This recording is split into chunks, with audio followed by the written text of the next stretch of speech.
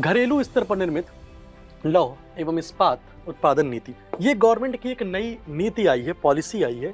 भारत सरकार क्या चाहती है कि हमारे घरेलू स्तर पर, हमारे डोमेस्टिक, हमारे घर में, मतलब भारत देश में लोहे और स्टील का उत्पादन हो और उसको प्रयोग किया जाए। उसको हम कैसे प्रमोट कर सकते हैं, कैसे उसको बढ़ावा दे सकते हैं। ठीक है, तो पहली बात तो आत्मनिर्भरता लानी है कि भाई हमें अपने देश में, हमें ज़्यादा बाहरी देश के आयात पर डिपेंड नहीं करना है कि कल को कोई देश मना कर दे तो हम घंटी बजा रहे, कुछ हो ही नहीं पा रहा है हमसे।